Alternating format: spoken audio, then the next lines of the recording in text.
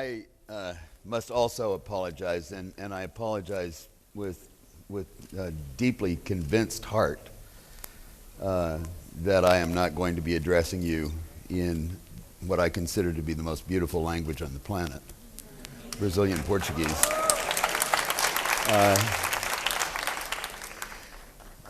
Several years ago, I told a friend of mine, Caetano Veloso, who many of you would know, that I was going to try to learn Brazilian Portuguese. And he said, "Oh, Barlow, you can try. But you must know that Brazilian Portuguese is a language of such complex internal reference that we can speak aloud and yet keep all of our secrets." And that goes very well with the culture of Brazil, which is one of the world's best kept inside jokes. The cultural gravitational force of Brazil has kept much of its light from penetrating the rest of the world, which I think is a pity and I think is about to be changing. And part of what I want to talk about here today is the possibility that I think you will find difficult to accept, because another aspect of Brazilian Portuguese is that it is continuously self-effacing and apologetic. It's practically impossible to speak in your tongue and not seem to be apologizing for something. But you have very little to apologize for. Whereas my country, I don't know. I mean, if we actually get down to starting to apologize just for the last 10 years, I don't know how long it's going to take us.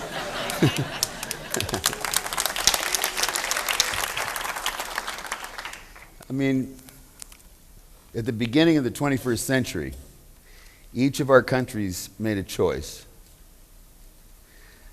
And our choice was regarded as a practical move by many. We took on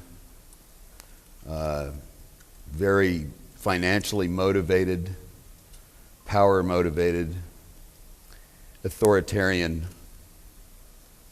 unkind government.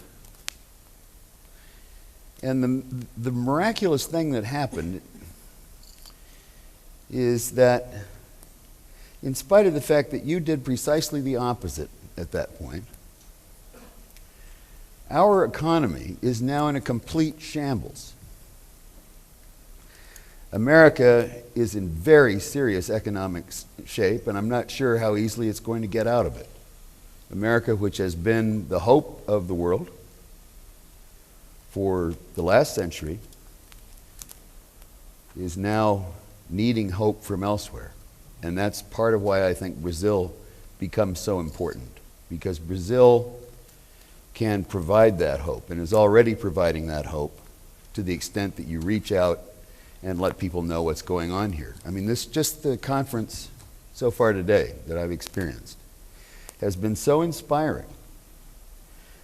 And what I'm hearing are old dreams of mine, eloquently stated in young new voices, with clarity and conviction and the capacity to spread far beyond your own national borders.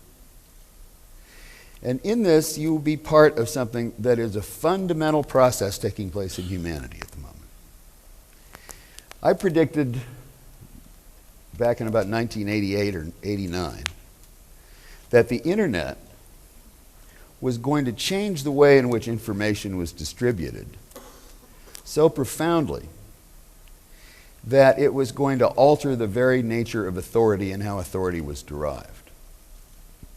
Now, authority, certainly in my culture, in monotheistic authoritarian culture, authority is God-given. It comes down through a great vertical column with God on top and you on the bottom, and Dad and the CEO and various other, unpleasant people along the way.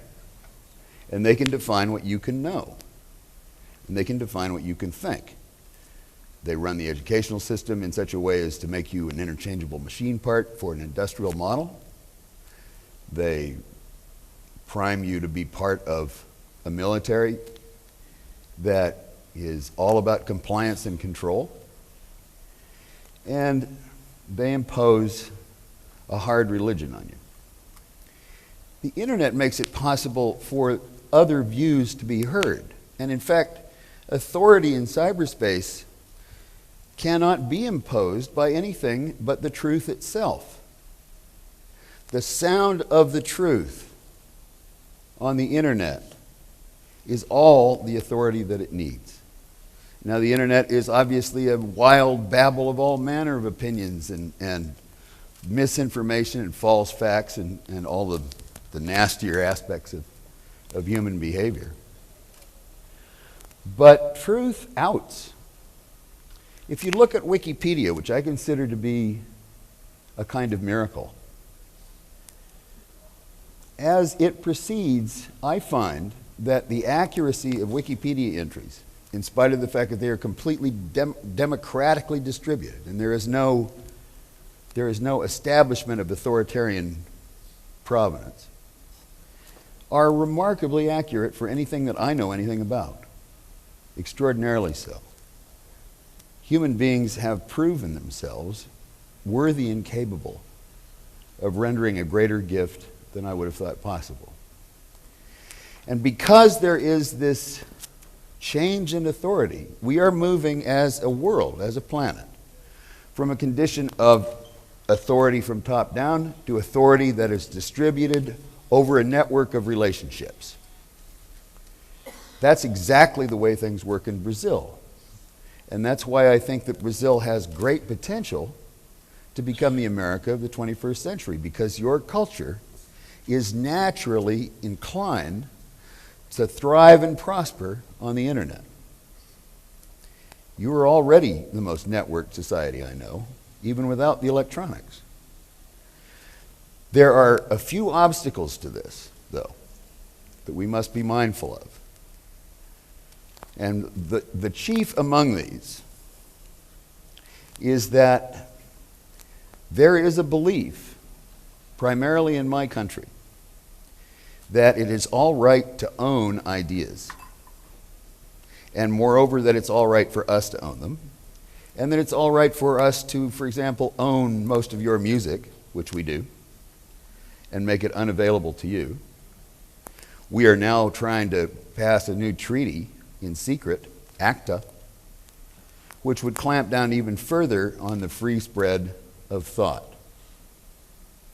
And we may lose an opportunity, if the bad old way is to prevail during this critical period, we may lose the opportunity to convey, for the first time in human history, a universal right, which I think is inalienable and appropriate, and has never been before declared, because there was never the means of making it be. But that is the right to know. We are shortly to enter into a condition where any kid, anywhere, whether he's in the uplands of Mali or in a favela over here, will have the ability to answer anything he's curious about, if we make those tools and those thoughts and those ideas freely accessible to him or her. But we have to open that up, and we have to keep it open, and we have to fight for its being open. And we also have to recognize that the way in which education about these matters works is also distributed. Let the kids be the teachers to a very large extent. I worked with Gilberto Gil some years ago in setting up something called the Ponte de Cotoau. I probably just slaughtered the pronunciation of that, but yeah.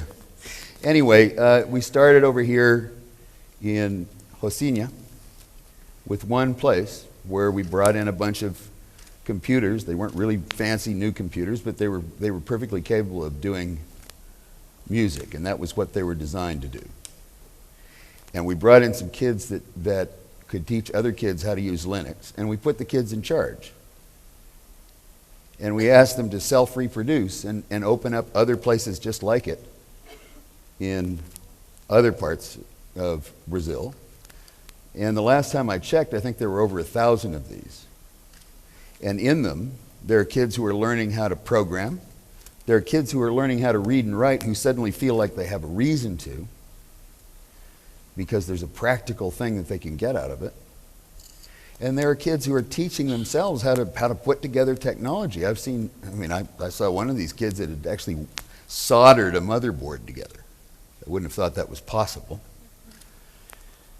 But that's all the result of the kind of education that is appropriate to this environment, and the kind of education you can have if you can reach out into all of human thought and all of human experience and grab it for yourself. I mean, how did you guys learn how to use a computer, for example? I mean, how many of you actually learned how to use a computer in a school? Not many. Okay? I don't think that it's good to teach these things with adult supervision. I think the adults have to get out of the way. And I think that America, which has been, in many respects, the adult country, is going to have to get out of the way and is getting out of the way. And encouraging things are happening there, just as very encouraging things are happening here. But we are going to go through a terrible decline over the next probably 20 or 30 years, leaving open a space that I think that you can properly occupy by virtue of your own moral force, your own belief in the heart and connection of humanity, your own conviction that there are plenty of ways to enforce power in the world that don't require military force. And in fact, our own military is starting to see that. The chairman of the Joint Chiefs of Staff in the United States, with whom I was meeting 2 days ago, has a vision of a 1,000-ship Navy that does nothing but produce order in conditions of chaos, not with force of arms, but by mere presence of order and help and peace. That's a much more powerful model. In the same conversation, there was a guy, Mike Hayden, who had just been the director of both the CIA and the NSA.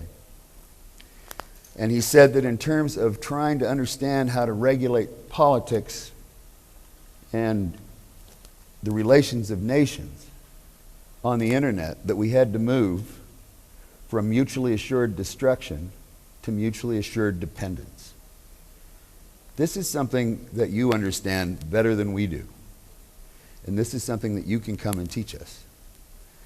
And I come down here very simply to encourage you to quit apologizing, to believe in yourselves, to stand up and project what is good and heartful and all about the hope of the future.